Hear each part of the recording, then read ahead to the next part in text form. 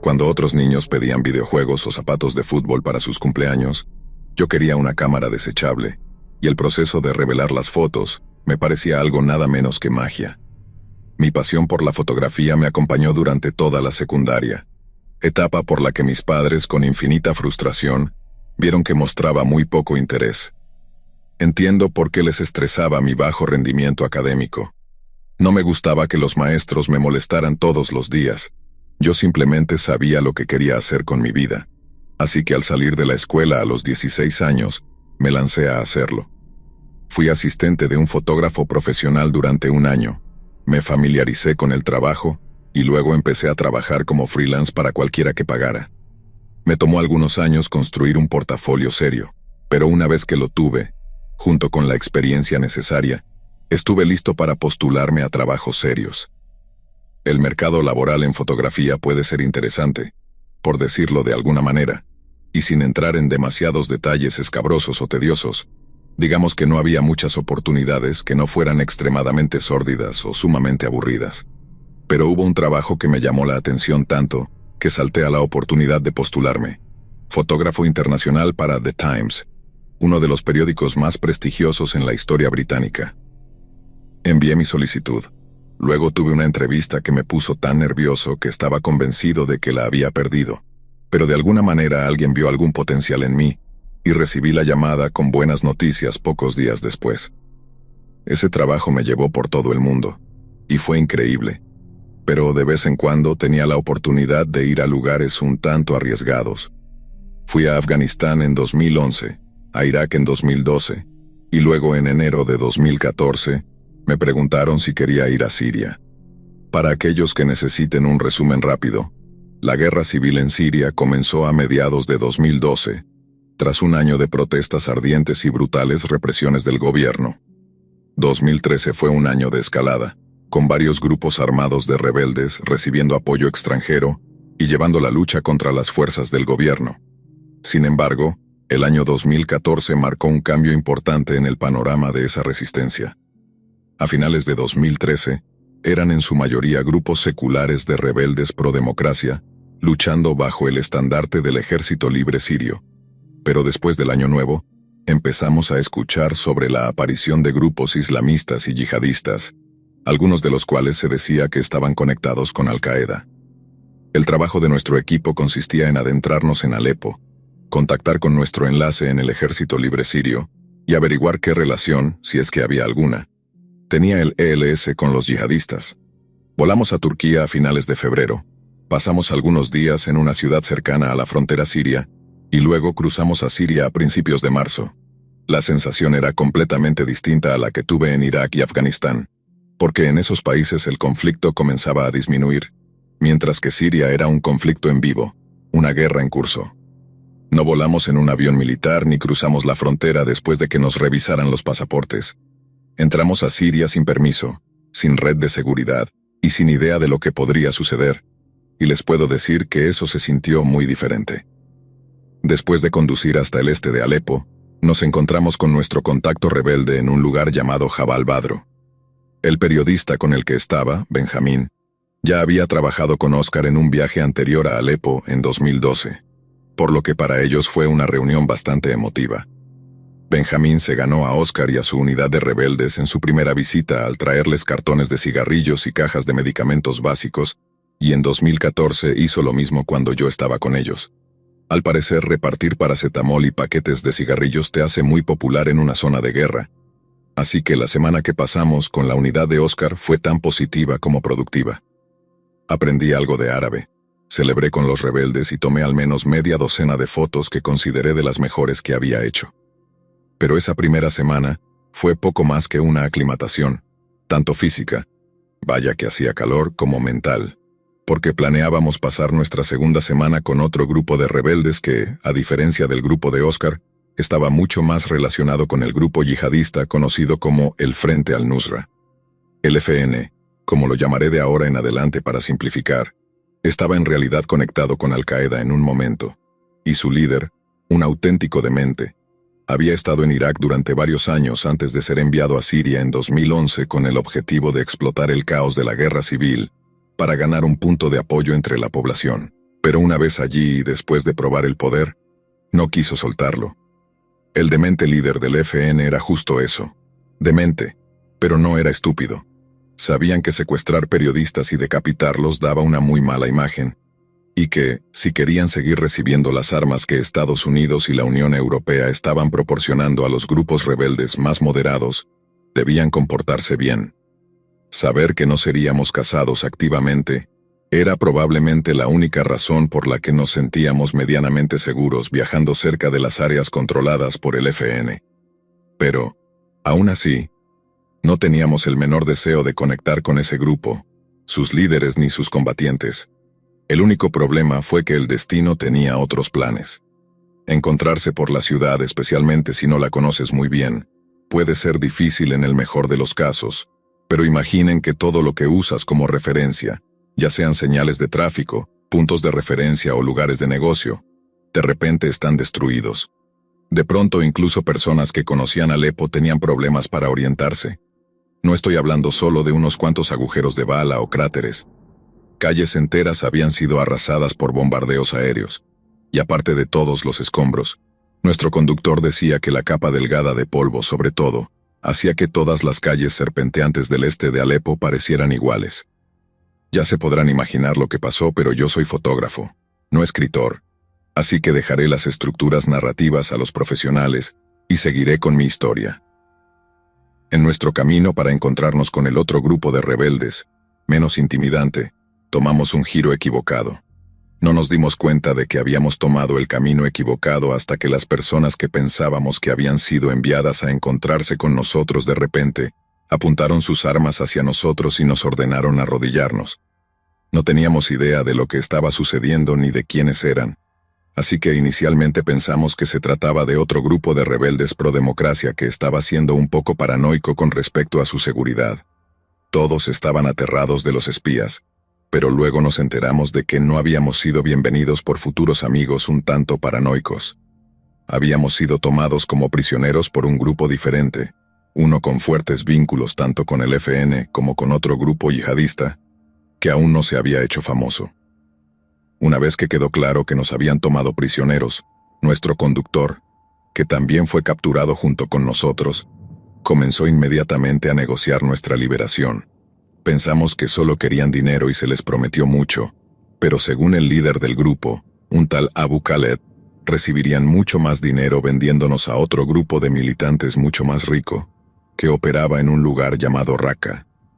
Le preguntamos qué pasaría con nosotros allí, pero Abu Khaled dijo que ni lo sabía ni le importaba. Solo le importaba la enorme cantidad de dinero que el grupo de Raqqa ofrecía por prisioneros británicos o estadounidenses. Fue un momento sombrío aceptar que probablemente seríamos retenidos como rehenes durante mucho tiempo. Benjamín y yo confiábamos en que tanto nuestros gobiernos como nuestros empleadores trabajarían para asegurar nuestra liberación, así como la de nuestro conductor, Atman, y para nosotros era solo cuestión de tiempo antes de que fuéramos liberados. En esa etapa de la guerra, todo se trataba de conseguir respaldo o financiamiento del exterior. No tenía mucho sentido para ningún grupo armado simplemente matarnos. De hecho, pensábamos que estábamos en más peligro de ser atrapados y ejecutados por leales al gobierno que por cualquier grupo de rebeldes, incluidos los yihadistas. Había demasiado dinero que ganar rescatándonos, así que, aunque este misterioso grupo estaba dispuesto a pagarle a nuestro captor $40,000 por los dos, era una inversión de la que podrían ganar millones. Puede sonar un poco loco para algunos y me parece algo descabellado al escribirlo años después, pero estar prisionero no fue tan malo. El grupo que nos tomó como prisioneros solo quería hacer dinero, y odiaban a los leales al gobierno mucho más de lo que nos podrían odiar a nosotros. Así que después de algunos días, nuestros guardias empezaron a suavizar su actitud hacia nosotros. Tenían que alimentarnos y mantenernos seguros porque el otro grupo yihadista nos quería vivos e ilesos. Después de unos días de ser figuras habituales en el complejo que ocupaban, nos quitaron las restricciones, nos invitaron a subir desde el sótano donde nos tenían, y luego básicamente nos dejaron pasear. A Atman le dijeron que, si intentábamos huir, nos matarían. Pero aparte de eso, solo debíamos comportarnos. Podíamos hablar con los yihadistas en nuestro árabe roto, pero para diálogos serios usábamos a nuestro conductor, Atman, como traductor. El grupo que nos retenía no eran combatientes de primera línea. Su único trabajo era vigilarnos, y como en realidad eran tipos bastante decentes que simplemente habían sido arrastrados al torbellino de la guerra civil del país, empezamos a hablar de esto y aquello. Tenían mucha curiosidad sobre nuestras vidas en Londres, y les aseguro que nos hicieron 1000 preguntas durante los 9 días que estuvimos en cautiverio. Querían saber cómo era Londres, qué tipo de comida comíamos en casa y en qué tipo de lugares vivíamos. Pero Abu, claramente el guardia más experimentado entre ellos, parecía particularmente interesado en saber qué equipos de fútbol apoyábamos. A Benjamín no le interesaba mucho el fútbol. Él había ido a una escuela privada y era más aficionado al rugby. Pero para mí, mis pasiones eran primero la fotografía y luego el fútbol. Y tenía, y aún tengo, un cariño especial por mi equipo local, el Queen's Park Rangers. Sé que recibiré algunas críticas de mis compañeros fans por esto, pero el QPR no es un equipo grande, y asumiendo que Abu solo seguía la liga principal, no esperaba que lo conociera. Pero cuando le dije que era fan del QPR, su cara se iluminó y lanzó un gran discurso a Atman, que estaba actuando como nuestro traductor. Reconocí algunas palabras aquí y allá y repetía QPR en su acento una y otra vez, así que sabía que estaba hablando del club de fútbol. Entonces Atman se vuelve hacia mí y en pocas palabras, esto fue lo que me dijo. Abu dice que es un gran admirador de tu mediocampista marroquí atacante, Adel Taarabt, y me quedé boquiabierto. Pero Atman continuó. Abu dice que la contribución de 19 goles y 16 asistencias de Taarabt a la temporada 2011 del QPR fue un gran logro para un jugador de su edad, y que merecía completamente ganar el premio de jugador de la temporada del campeonato. ¿Y saben qué? Abu estaba en lo correcto. Como fan acérrimo del QPR, yo también amaba a Taarabt, y todavía lo hago. Fue absolutamente fenomenal durante esa temporada 2010, y celebré cada uno de esos 19 goles. A través de Atman, le pregunté a Abu si recordaba el gol que Taarabt marcó en el Boxing Day de 2010.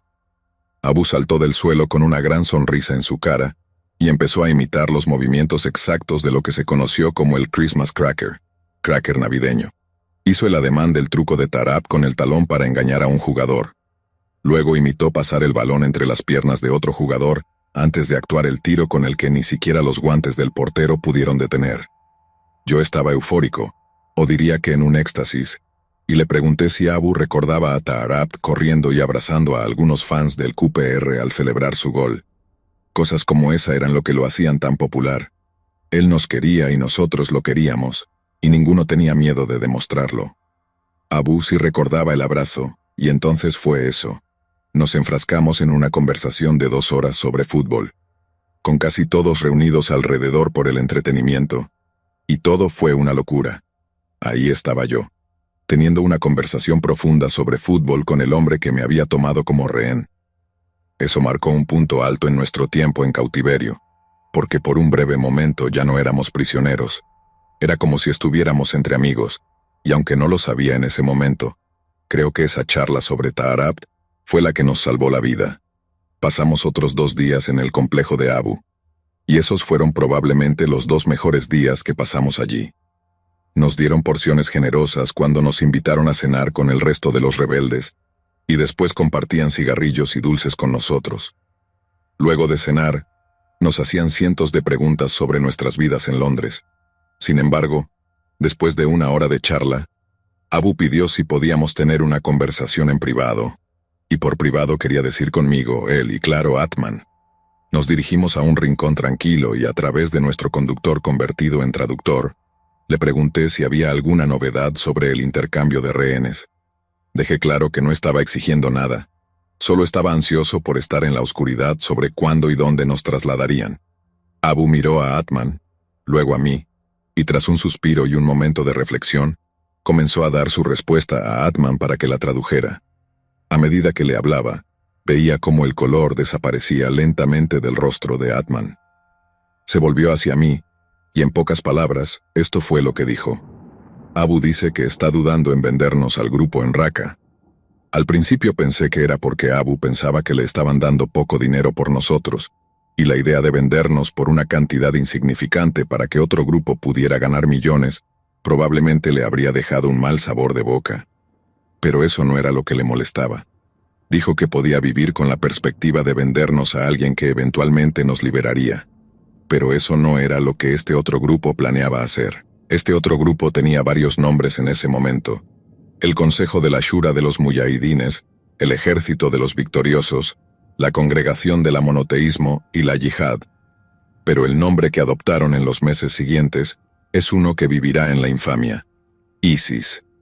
El grupo que quería comprarnos estaba a solo unos meses de renombrarse oficialmente como el Estado Islámico, y la razón por la que nos querían vivos era porque planeaban decapitarnos, filmarlo, y luego convertir nuestras ejecuciones en videos de propaganda estilizados que acabarían en Internet.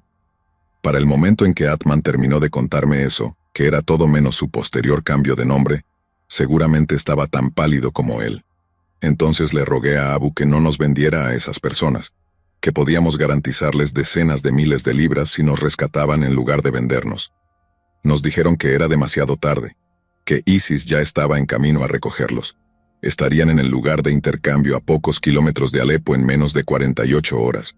Y si no estábamos allí para que nos recogieran, habría problemas.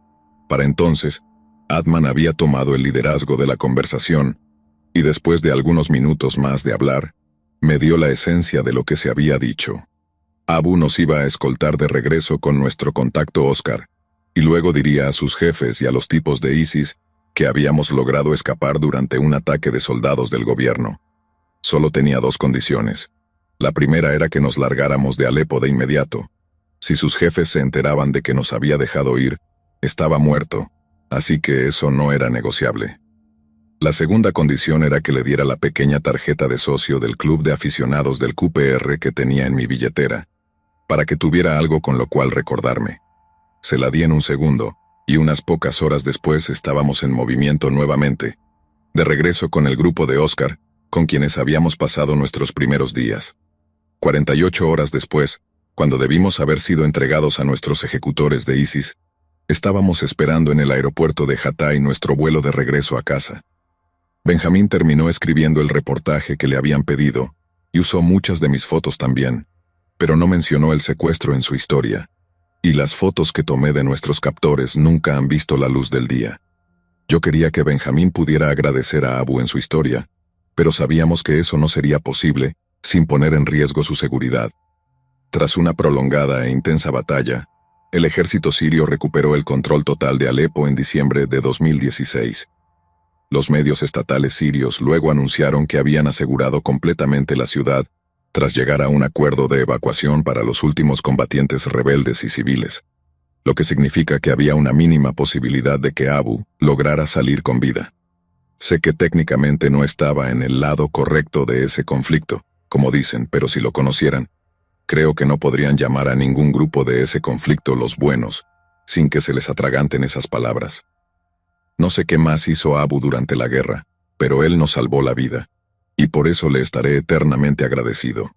A veces me pregunto si sigue vivo y si alguna vez logró salir de Siria, así que si llegas a escuchar esto, Abu, y estás en algún lugar cerca de Loftus Road, entonces contáctame para que podamos ir juntos a un partido y hablar sobre fútbol en paz, en vez de en guerra.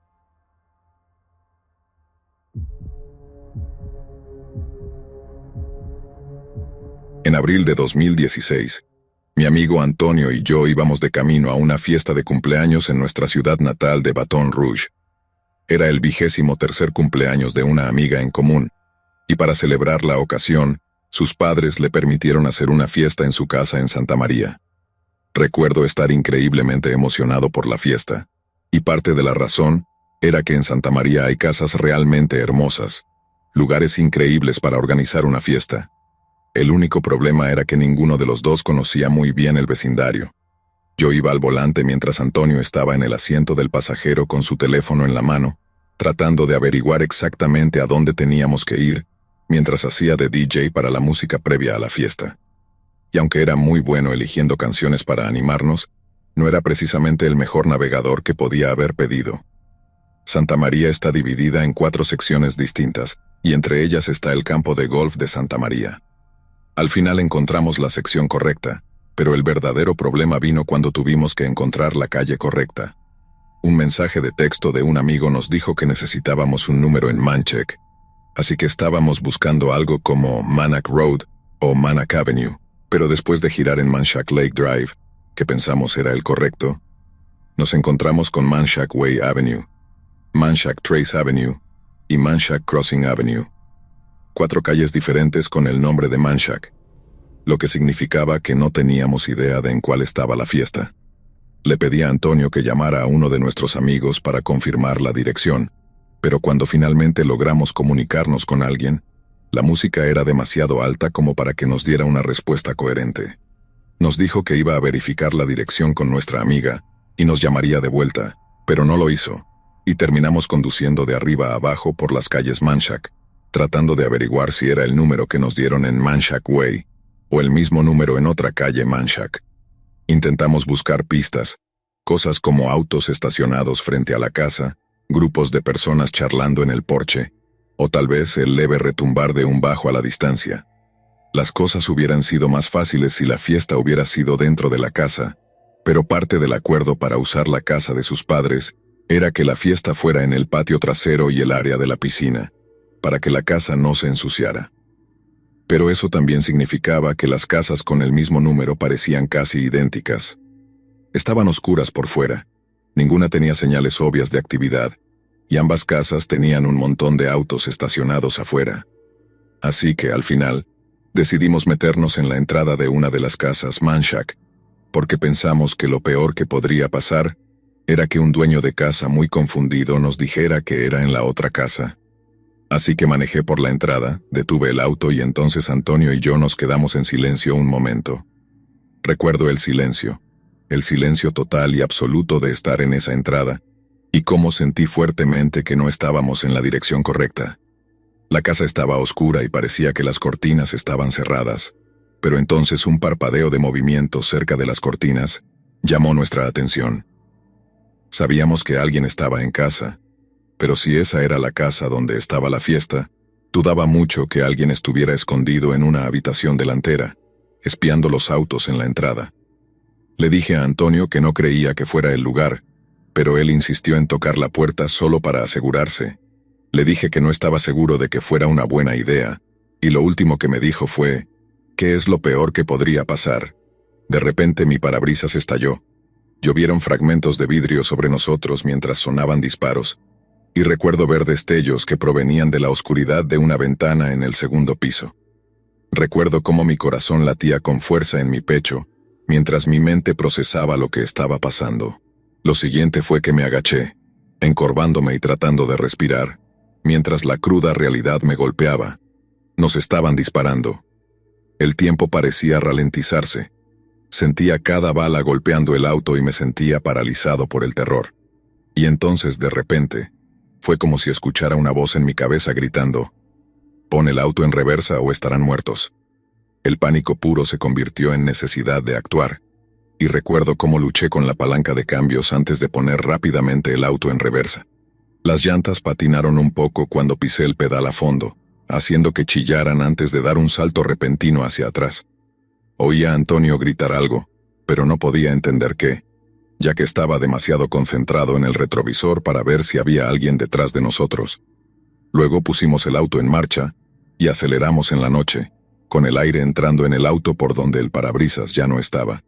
Recuerdo una mezcla de alivio y miedo mientras nos alejábamos de ese peligro, pero todavía estaba alterado por toda la adrenalina, y estaba a punto de gritar algo como, «Oh Dios mío, lo logramos», cuando noté que Antonio había sido herido. Empujé el motor del auto al máximo, manejando como un loco mientras el mundo afuera se volvía un borrón de luces de la calle y sombras. Y recuerdo mirar a Antonio y ver lo pálido que se veía y cuánto dolor parecía estar sufriendo. Y entonces el miedo a perderlo cayó sobre mí como una ola. No dejaba de gritarle que aguantara, que íbamos al hospital y que llegaríamos en unos pocos minutos, porque lo único que tenía que hacer era seguir con el pie en el acelerador, quedarme en la interestatal y tomar la rampa de salida en cuanto viéramos el Baton Rouge General.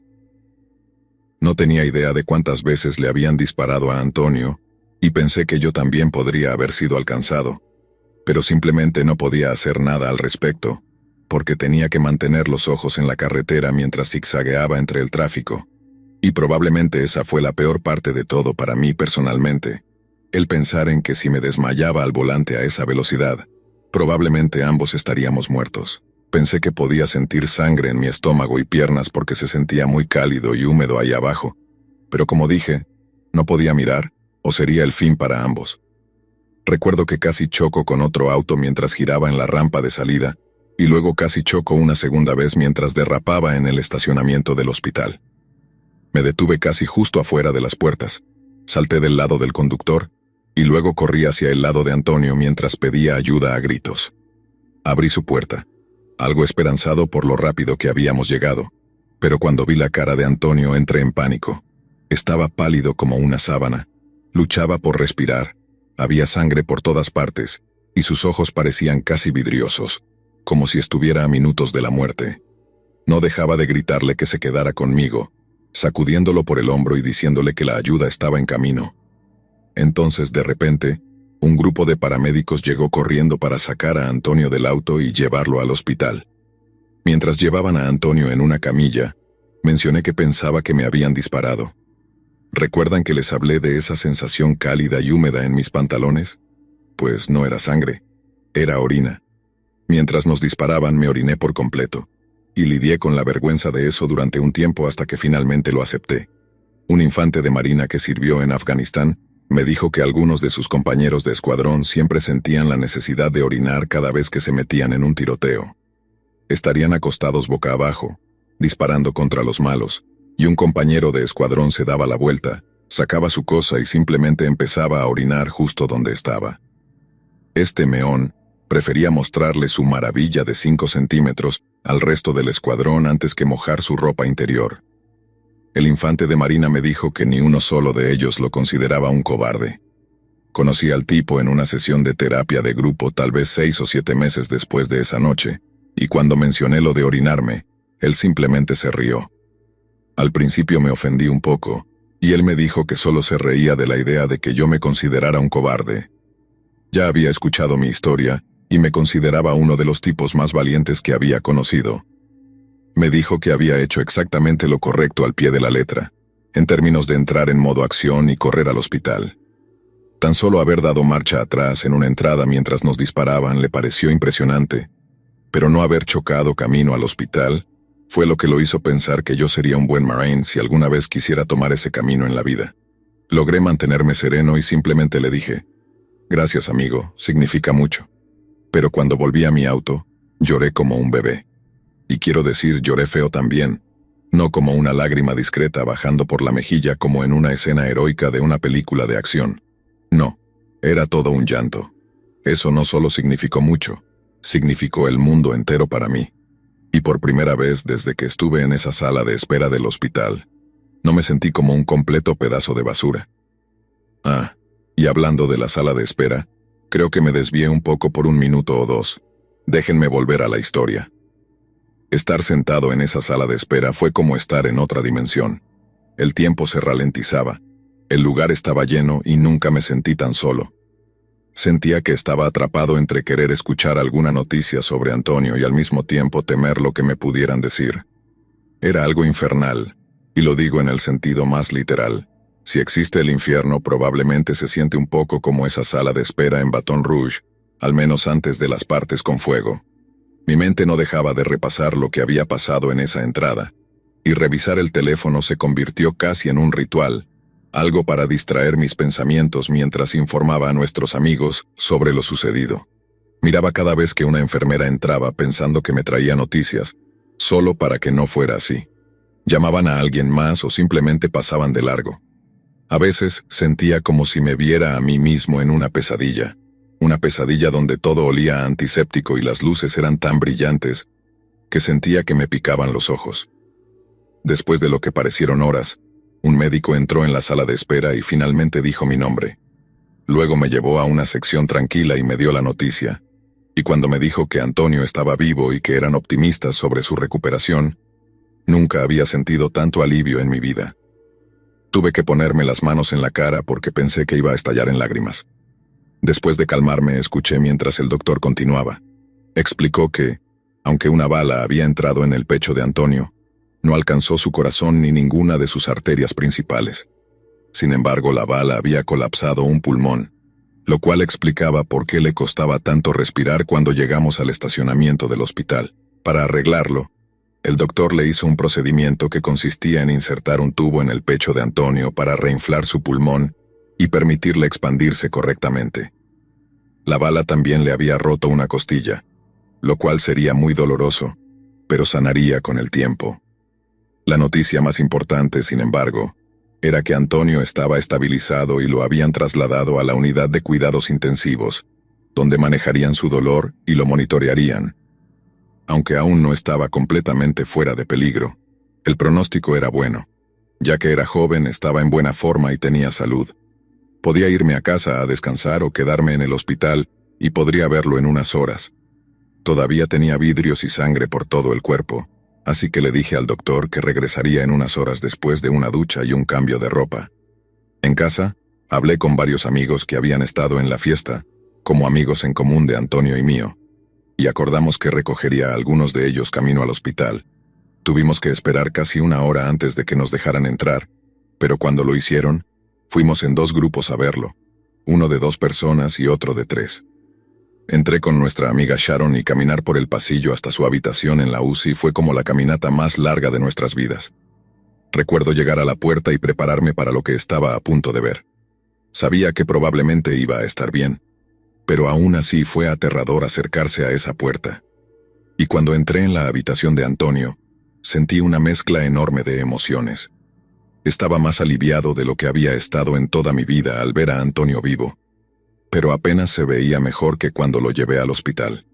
Fue realmente impactante verlo en una posición tan vulnerable, pero lo que más me impactó fue lo feliz que estaba Antonio de vernos.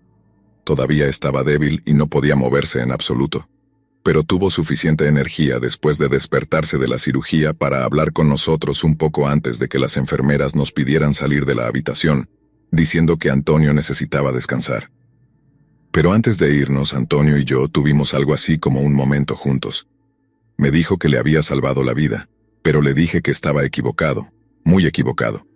Fue él quien me salvó la vida, porque si yo hubiera manejado a esa fiesta solo, no tengo ninguna duda de que quien nos disparó habría apuntado a mí y no a él.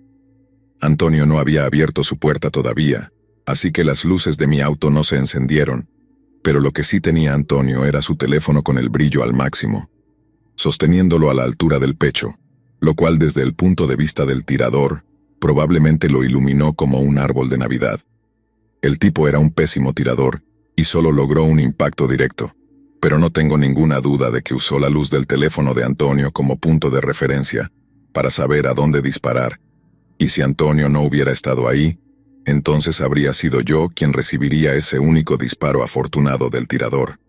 Y entonces definitivamente me habría desmayado camino al hospital si no me mataba instantáneamente con ese disparo. En pocas palabras, él recibió la bala que estaba destinada a mí. Antonio estuvo en el hospital poco más de una semana, y curiosamente fue el mismo día en que el hombre que le disparó se declaró culpable de intento de homicidio. Le bajaron la pena después, en lugar de asesinato, porque aparentemente en el último año esa casa había sido blanco de 2 invasiones domiciliarias, por parte de 2 grupos diferentes. Uno de los grupos terminó en prisión, y al parecer uno de los chicos le dijo al tirador que sus amigos iban a ajustar cuentas con él. Así que cuando nos vio entrar en su entrada en un auto que no reconoció, nos disparó antes de darnos la oportunidad de identificarnos. Su abogado dijo que estaba tan asustado que no quería correr ningún riesgo, pero incluso siendo su primera condena, el juez lo llamó un peligro para los demás y le dio 3 años de prisión. Me habría gustado que le dieran más tiempo, pero hubo un momento en que pensamos que tal vez no recibiría ninguna condena, así que recibiera al menos algo de tiempo fue un alivio bastante grande. Antonio, desde entonces, ha logrado recuperarse completamente, y de alguna manera ha logrado encontrar en su corazón perdonar al tipo que le disparó. Supongo que esa es la clase de gracia que debí esperar de él, pero para mí es mucho más difícil simplemente perdonar y olvidar. No cuando los dos estuvimos tan cerca de la muerte.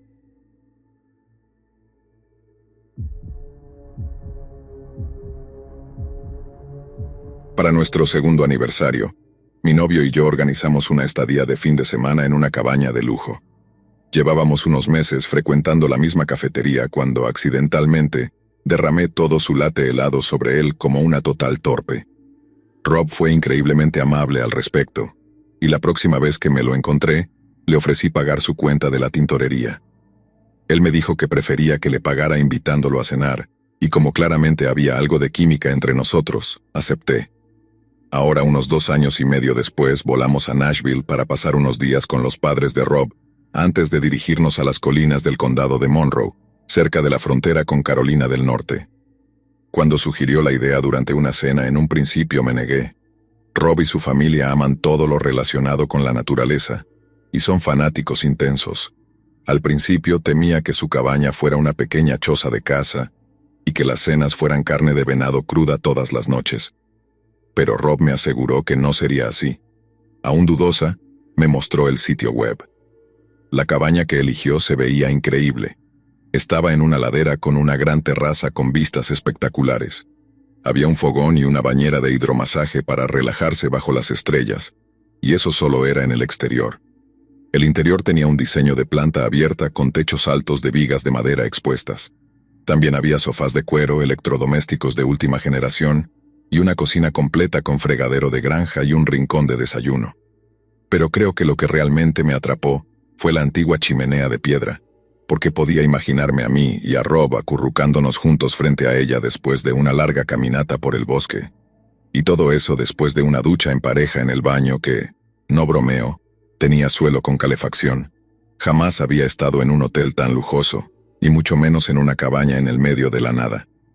Después de ver el sitio web de la cabaña, pasé de estar súper escéptica a súper emocionada. Nos quedamos 4 días con los padres de Rob, que son las personas más amables del mundo. Y el viernes por la mañana cargamos el auto de alquiler con nuestras cosas y nos dirigimos hacia un lugar llamado Coker Creek. Todo iba bien, e incluso paramos en Chattanooga a comer porque íbamos adelantados en el horario. Pero cuando pasamos Coker Creek y tomamos los caminos secundarios para localizar nuestra cabaña, nuestro progreso disminuyó dramáticamente. Esto fue a finales de los 2000, así que, aunque teníamos un modelo temprano de GPS en el auto de alquiler, era tan útil como un martillo de cristal en esas colinas boscosas. Teníamos una hoja de instrucciones impresas y un mapa de papel, pero nos dimos cuenta de que las instrucciones no servían cuando llegamos a nuestro primer callejón sin salida, sin rastro de la cabaña de lujo a la vista. Para no alargar la historia, intentamos el camino unas 4 veces, pero cada vez que nos internábamos en el bosque, nos desorientábamos tanto que terminábamos dando vueltas en círculos antes de encontrar el camino de regreso a la carretera. Luego lo intentábamos de nuevo, cada vez más frustrados, hasta que finalmente llegamos a un camino que tenía una casa al final, en lugar de otro callejón sin salida. Fue idea de Rob parar y pedir direcciones. La casa se veía vieja, realmente vieja, así que pensamos que cualquiera dentro debía haber vivido en el área por un buen tiempo, y probablemente sabría dónde estaba la cabaña que buscábamos. Era una casa pequeña de una sola planta con pintura descolorida y descascarada, que, probablemente, alguna vez fue blanca, pero se había desgastado hasta revelar trozos de madera podrida. Faltaban secciones de tejas en el techo, lo que hacía que se hundiera en algunos lugares, mientras parches de musgo cubrían amplias áreas. Al salir del auto y caminar hacia el porche, vimos que apenas se mantenía en pie. Había huecos en las tablas del suelo y las barandas estaban astilladas. Recuerdo que cuando Rob puso su bota en el primer escalón, todo crujió tan fuerte que podría haber servido como timbre. En cuanto las escaleras del porche empezaron a crujir, escuchamos movimiento dentro de la casa. Todas las ventanas estaban cubiertas con cortinas, tela o periódicos, así que, aunque no podíamos ver dentro de la casa, sabíamos que alguien estaba en casa. Rob tocó la puerta esperando que alguien respondiera de inmediato, ya que estábamos 99% seguros de que había alguien justo al otro lado, pero tomó un buen rato hasta que la persona reconoció nuestra presencia. Solo entonces se abrió la puerta, apenas una rendija, y apareció una mujer de unos 50 años en la abertura. Era bajita, tenía un acento muy marcado y no parecía remotamente feliz de vernos. Cuando abrió y nos preguntó qué queríamos, Rob repitió que esperábamos obtener algunas direcciones, pero la mujer nos dijo que no podía ayudarnos. Su esposo estaba haciendo mandados, y él conocía infinitamente mejor la zona, así que podíamos regresar al auto y probar suerte con el laberinto de caminos nuevamente, o esperar pacientemente en el porche, y esperar que su esposo regresara antes del anochecer. La señora dijo que no le importaba que esperáramos, y que lamentaba no poder ayudarnos más. Así que le agradecimos y tomamos asiento en un viejo columpio del porche después de quitarle bien el polvo. Esperamos cerca de 1 hora, matando el tiempo recordando los 2 años que llevábamos juntos, una forma de mantenernos positivos. No parecía tener sentido preocuparnos o quejarnos, pues estábamos seguros de que encontraríamos la cabaña en algún momento. En un punto hice un comentario algo brusco sobre cómo llevábamos como media hora en el porche de esta señora, y no nos había invitado a pasar. Vaya hospitalidad sureña, dije, y honestamente, lo dije más bien en broma. Rob se bajó del porche, miró la casa y dijo algo como, supongo que valoran mucho su privacidad, y luego me hizo una seña para que viera algo. Todas las ventanas de la planta baja y las 5 del piso superior estaban cubiertas ya sea con cortinas grises, sábanas de lona, o simplemente periódico. Y al observarlo la casa empezó a darme muy mala espina. Pero también sabía exactamente lo que Rob diría si expresara mis pensamientos. Diría que simplemente eran personas pobres, sencillas, que valoraban su privacidad y soledad. Claro, era un mundo muy distinto a Manhattan, pero esta gente probablemente nos ayudaría si con eso recuperaban su privacidad. Así que guardé silencio. Sabía que Rob estaba pensando al menos un poco lo que yo pensaba. Pero era eso o arriesgarnos a perdernos otra vez en esos caminos, y no poder encontrar el camino de regreso para pedir esas direcciones, así que decidimos quedarnos. Después de menos de 1 hora de caminar de un lado a otro y comer algunos bocadillos del auto, escuchamos el sonido de un vehículo acercándose por el camino detrás de nosotros. Estábamos sentados en el columpio del porche cuando lo oímos, y el sonido nos levantó el ánimo enormemente. Si alguien sabía dónde estaba nuestra cabaña de lujo sería este tipo en su camioneta, un viejo habitante de los Apalaches que probablemente había vivido aquí mucho antes de que construyeran nuestra cabaña. Nos quedamos sentados hasta que vimos la camioneta venir por el camino, y entonces Rob se levantó y dijo algo como, «Es mejor que me haga notar. Seguro se estará preguntando de quién es ese auto», refiriéndose a nuestro coche de alquiler. Bajó del porche y comenzó a saludar con las manos a la camioneta que se acercaba, señalando y haciendo gestos como diciendo, «Es nuestro y venimos en son de paz». La camioneta se detuvo justo antes de llegar al auto de alquiler, mientras Rob se acercaba. El hombre mayor abrió la puerta y salió de su camioneta.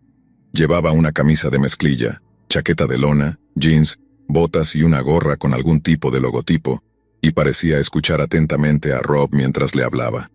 Recuerdo sobresaltarme con el repentino sonido de la voz de la señora a mi derecha, y dijo, «Mi esposo está en casa», con una sonrisa amplia y perturbadora. Recuerdo mirarla un momento pensando, ¿qué estará tramando? Y cuando giré para mirar a Rob lo vi retrocediendo de repente. Levantó los brazos y empezó a gritar, «No, no, no», y luego el hombre apuntó con una pistola y le disparó. No tuve tiempo de reaccionar porque, justo cuando Rob cayó, escuché un chillido a mi derecha. La mujer había salido de su puerta con un hacha en la mano y venía corriendo hacia mí. Corrí en la dirección opuesta, salté del porche y giré alrededor de la casa. Todo el tiempo pensaba en el tipo con el arma y en cómo necesitaba poner objetos sólidos entre nosotros para evitar que me disparara, y eso hice.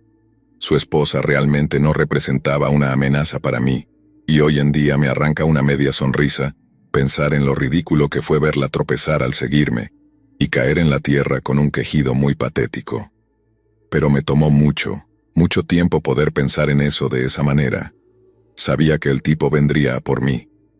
Acababa de dispararle a mi novio de 2 años frente a mí, así que no había forma de que tuviera intención de dejarme escapar. Pero lo que me hacía sentir que podía correr días enteros era pensar en lo que me haría si me atrapaba. Mi hermana es algo así como una aficionada del crimen verdadero, completamente enganchada a canales como AIE e Investigation Discovery. Así que cada vez que iba a su casa a tomar unas copas de vino después del trabajo, inevitablemente me contaba las historias de los últimos programas de crímenes reales que había estado viendo. No entraré en demasiados detalles espeluznantes, pero una de las cosas que realmente me aterrorizó fue cuando mi hermana me dijo algo como: primero matan al chico que va contigo para poder tomarse su tiempo contigo. Y eso era lo único que me pasaba por la mente mientras corría entre los árboles, lejos de la casa, lejos del auto de alquiler y lejos de Rob. Corrí y corrí y seguí corriendo. Corrí hasta que mis pulmones dolieron, hasta sentir mi pulso retumbando en mi cabeza, hasta que mis muslos ardían por el esfuerzo aterrador e irracional de correr para salvar mi vida. Corrí mucho más de lo necesario, mucho más, imaginando que un francotirador exmarín podría dispararme entre los árboles a distancias que yo asumía seguras. Corrí hasta que sentí que estaba a punto de desmayarme, y cuando paré, vomité toda el agua y los bocadillos que Rob y yo habíamos compartido en nuestra última comida juntos, sin saberlo. Creo que corrí cerca de 1,5 kilómetros antes de llegar a una carretera, y después de caminar por ahí un rato, vi una torre de vigilancia de incendios, que resultó estar vacía. Después de eso debí vagar por las colinas y los bosques al menos 4 o 5 horas antes de llegar a algún signo de civilización. Es extraño pensarlo ahora. Estaba tan exhausta y la situación era tan surrealista, que debí parecer inusualmente tranquila a las personas cuya puerta terminé tocando. Recuerdo pedirles amablemente si podría usar su teléfono, porque mi esposo acababa de ser disparado. Pensaron que hablaba de algún tipo de accidente de casa o algo así, pero cuando les dije que había sido un asesinato, naturalmente se alarmaron mucho. Me preguntaron dónde ocurrió y si el tirador estaba en camino, pero les dije que había estado caminando kilómetros y no tenía idea de cómo regresar a la casa por carretera. Creo que si hubiera sabido que Rob aún podía estar vivo, habría estado mucho más frenética en mi búsqueda. Tal vez hubiera querido regresar, manteniendo la esperanza de que todavía se pudiera salvar. Pero yo no tenía esperanza. Vi dónde le dispararon. Vi cómo cayó. Ese hombre quería que estuviera muerto. Rob probablemente murió en el momento en que yo me detuve a vomitar. Así que en lugar de regresar, llamé a la policía y esperé en la casa de esas personas hasta que llegaron. Me pidieron que les mostrara dónde estaba la casa en un mapa, y les dije que solo conocía la zona aproximada. Pero les mostré lo mejor que pude. Buscaron durante días, pero la casa no era más que un montón de ruinas humeantes cuando finalmente la localizaron, y el cuerpo de Rob no estaba en ninguna parte. Sus padres mantuvieron su nombre en el registro de personas desaparecidas durante unos años, con la esperanza de que, si alguien encontraba sus restos, el proceso de identificación fuera más fácil. Pero hace unos 18 meses, la mamá y el papá de Rob completaron el proceso para declararlo legalmente muerto. Manteníamos una pequeña esperanza, pero en algún momento teníamos que enfrentar los hechos. Rob nunca regresaría a casa. Se había ido para siempre. Celebramos un funeral oficial para él el mes siguiente, y como no se me ocurre otra forma de terminar esto, cerraré con el elogio que leí en su funeral. Rob fue más que un compañero. Fue mi mejor amigo, la persona a la que podía acudir en busca de luz cuando los días parecían oscuros.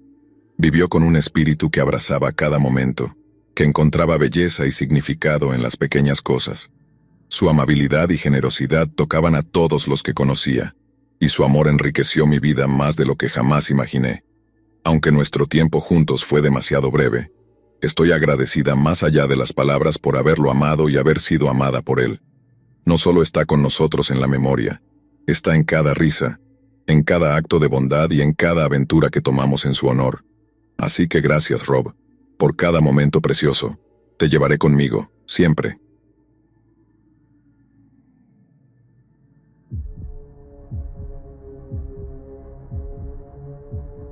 Esta es la historia más rara y perturbadora que me ocurrió de niña. Aunque han pasado años desde aquel día, me sigo estremeciendo cuando lo recuerdo. De hecho, no se lo he contado a casi nadie. Y no porque haya algo paranormal o siniestro en el sentido clásico, sino porque a veces es difícil poner en palabras lo que realmente pasó.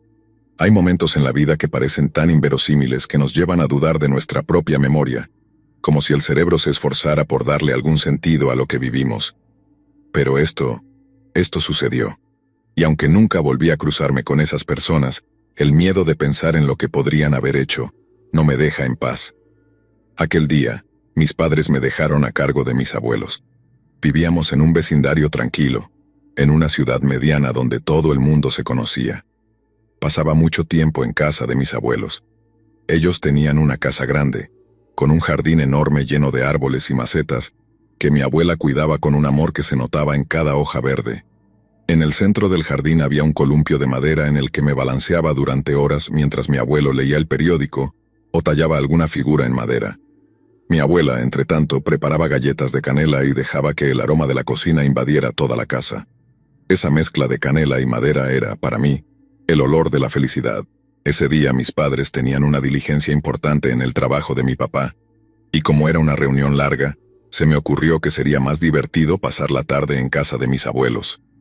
Mi madre sonrió cuando se lo sugerí, y antes de salir, me preparó mi mochila con algunas cosas, un par de muñecas, algunos bocadillos y una libreta de dibujos donde solía garabatear cualquier cosa que se me viniera a la mente. Al llegar cerca de la casa de mis abuelos, algo inesperado sucedió. Por alguna razón que nunca me explicaron bien, mis padres no pudieron estacionarse frente a la puerta de mis abuelos. Tal vez era algún tipo de evento en la calle, o simplemente no había lugar en ese momento. Así que me dejaron en la esquina de siempre y me dijeron que caminara sola el resto del camino. En ese entonces, tenía suficiente edad para no sentirme asustada de caminar una cuadra sola. Era una niña con cierta independencia, y aunque hoy suene raro, en aquel tiempo era muy común que los niños camináramos sin tanta supervisión, especialmente en un vecindario donde todos se conocían. Así que, con mi mochila al hombro y una sonrisa, me despedí de mis padres y comencé a caminar hacia la casa de mis abuelos. La calle estaba tranquila, apenas había algunos autos estacionados y el sonido de pájaros entre los árboles. Todo era exactamente igual a como lo recordaba. Caminé hasta la casa, aquella casa familiar con su jardín, sus macetas y el columpio de madera esperándome. Al llegar toqué el timbre, como siempre hacía, pero en lugar de la cálida bienvenida de mi abuela, la puerta se abrió y un hombre apareció frente a mí. Era un hombre mayor, eso era evidente. Llevaba una camisa de cuadros un poco arrugada y un par de lentes que le daban un aspecto amable, aunque había algo en él que me incomodaba. Su rostro me resultaba vagamente familiar, y por un momento pensé que tal vez mi abuelo había cambiado de aspecto de algún modo que no entendía. Lo miré un instante, un poco confundida, pero él me sonrió y me llamó por mi nombre, como si todo fuera perfectamente normal. Me saludó con un tono tan cálido que me hizo sentir segura, y como cualquier niña confiada, asumí que debía ser mi abuelo. «¿Cómo estás, querida?», dijo, haciendo un gesto para que entrara. «Pasa, pasa, tu abuela está en la sala». Entré en la casa y noté que el ambiente era diferente, pero al mismo tiempo, algunas cosas me resultaban familiares. Había un leve olor a lavanda, como el que solía usar mi abuela en los cajones de ropa, y algunos muebles eran muy parecidos a los de mis abuelos, aunque no idénticos. Me acomodé en el sillón donde usualmente me sentaba, y fue entonces cuando me percaté de que el material era distinto, como de un terciopelo viejo que me raspaba un poco los brazos. No era el sillón mullido de siempre, pero pensé que tal vez mis abuelos habían hecho algún cambio en la casa sin que yo lo supiera. Me puse a jugar con mis muñecas mientras el hombre, a quien seguía pensando que era mi abuelo, me preguntaba sobre la escuela, mis amigos y mis clases favoritas. Era amable, pero había algo en su tono, una especie de distancia que no lograba identificar. Respondí sus preguntas distraídamente, pero me empezaba a molestar el que me preguntara detalles que mi verdadero abuelo ya sabría de memoria. De repente, la puerta del salón se abrió y entró una mujer.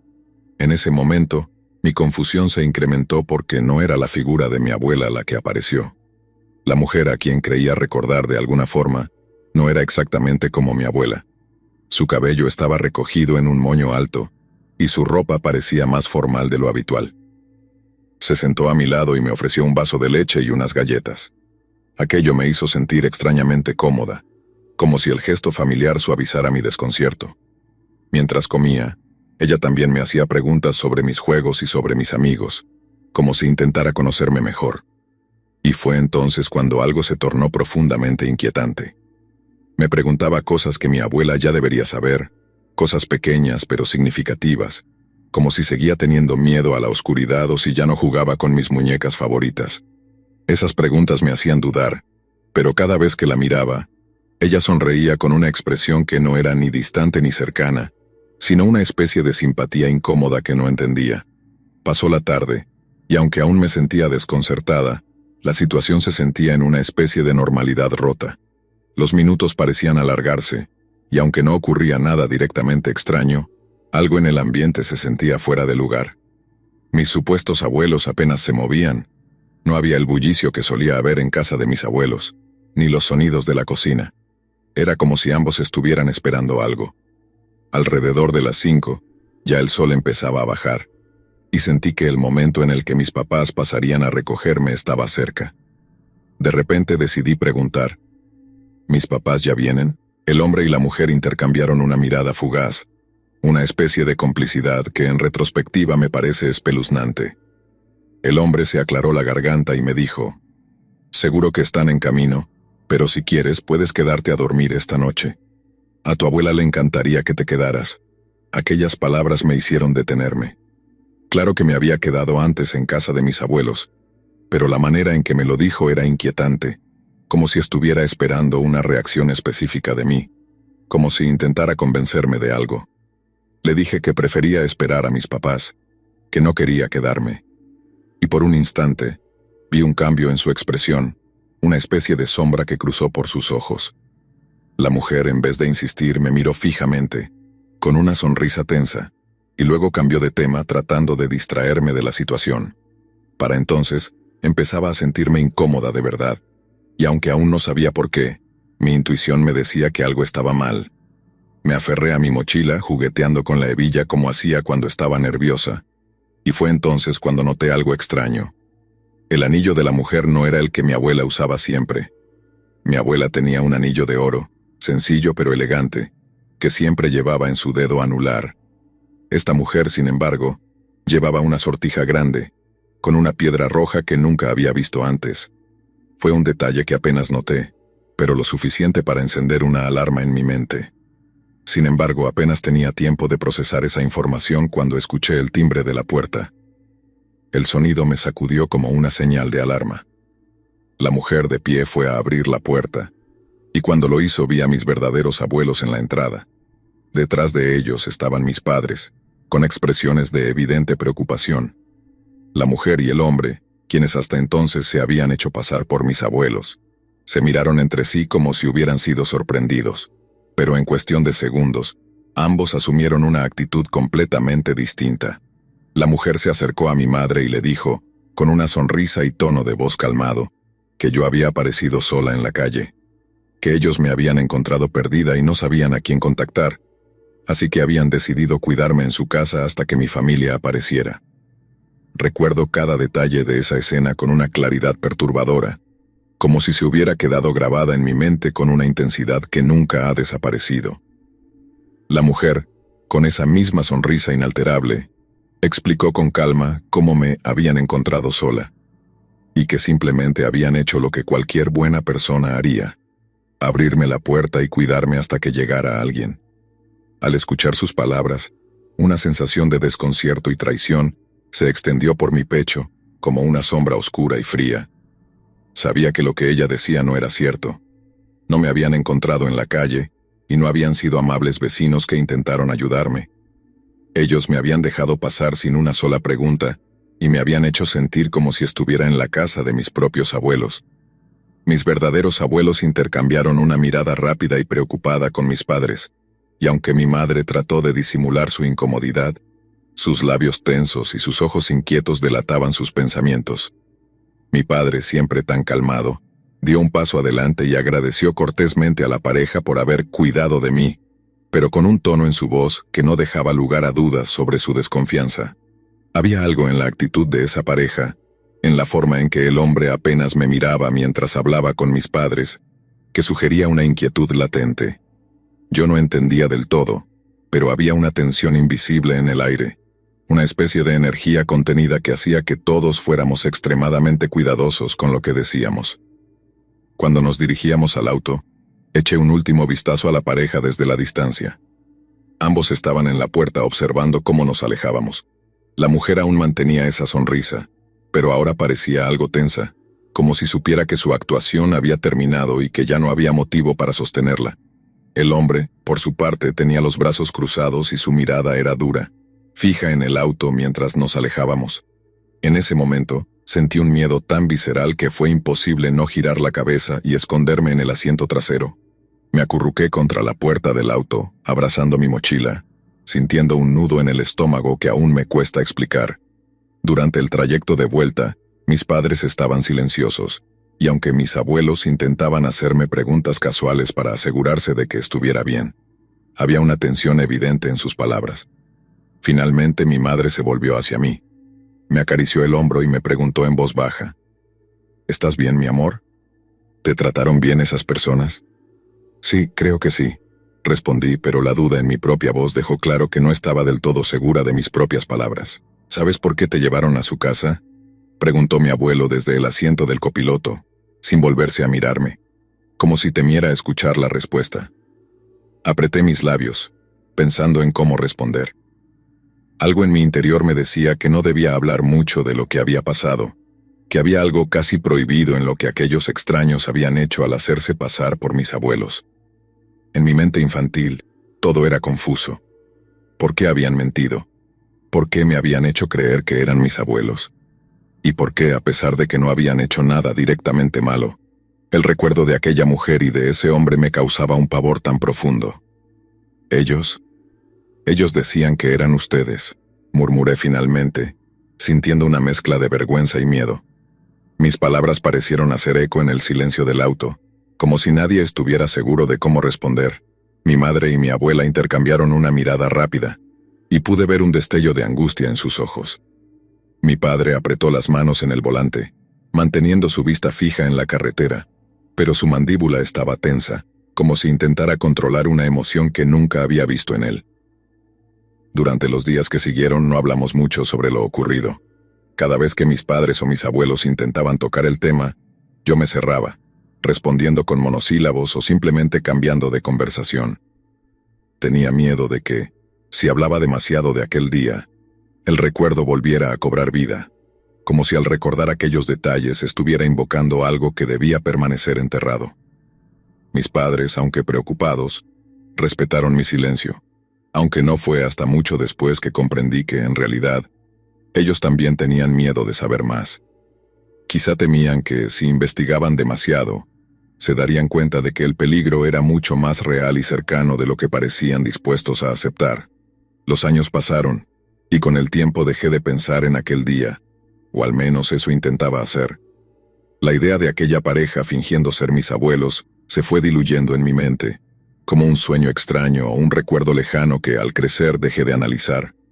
A veces pensaba que tal vez todo había sido una gran confusión, que quizá ellos realmente habían intentado ayudarme y que en mi mente infantil había malinterpretado sus intenciones. Pero entonces un día, cuando ya era adolescente, mi madre y yo tuvimos una conversación que volvió a abrir esa vieja herida. Era una tarde de verano, y estábamos guardando algunos trastos viejos en el sótano cuando, de repente, encontré la mochila que llevaba ese día. En algún rincón oscuro de mi memoria, aún recordaba cómo había guardado esas muñecas y mi libreta de dibujos en ella antes de salir. Al verla, una sensación de incomodidad se apoderó de mí, y sin quererlo murmuré: ¿te acuerdas de aquel día en que me dejaron con esos extraños? Mi madre, quien estaba de pie a unos pasos, se detuvo en seco. Me miró con una expresión mezcla de sorpresa y preocupación, y por un momento pareció dudar sobre qué decir. Finalmente, suspiró y con voz tranquila, pero cargada de un tono que nunca había escuchado antes, respondió: sí, lo recuerdo. De hecho, fue un día muy difícil para todos nosotros. La forma en que lo dijo, como si el recuerdo le doliera, me intrigó. Decidí preguntarle más, a pesar de que una parte de mí no quería saber. ¿Por qué no hablamos de eso nunca? ¿No te parece raro que esas personas se hicieran pasar por mis abuelos? La última palabra se atoró en mi garganta, como si pronunciarla la hiciera más real. Mi madre me miró durante un largo instante, y pude ver el miedo en sus ojos. Ese miedo que tal vez había ocultado todos estos años. Después de un momento, asintió lentamente y murmuró: sí, es raro.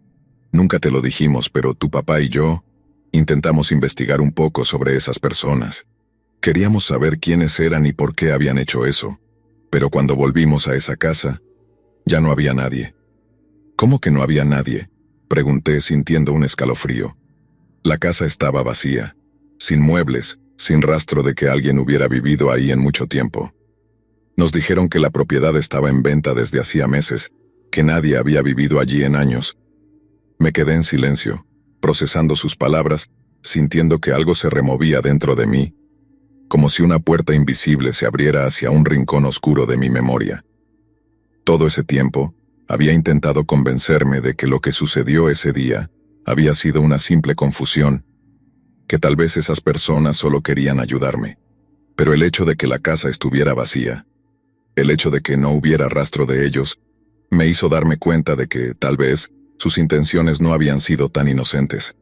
Mi madre se acercó y me tomó de la mano, y por un momento sentí que ambos éramos dos náufragos en un mar de incertidumbre. Ninguna de las dos tenía respuestas, solo preguntas, y el vacío que dejaron aquellas personas se convirtió en una sombra que, aunque invisible, permaneció entre nosotros. Años después, me mudé de la ciudad y construí mi vida en otro lugar, lejos de aquellos recuerdos. Pero incluso ahora de vez en cuando me despierto en mitad de la noche, recordando los rostros de aquellos extraños. Y aunque nunca me hicieron daño, la idea de que pudieran haberlo hecho, de que pasaron horas jugando a ser alguien que no eran, sigue persiguiéndome como una pesadilla de la que no puedo despertar.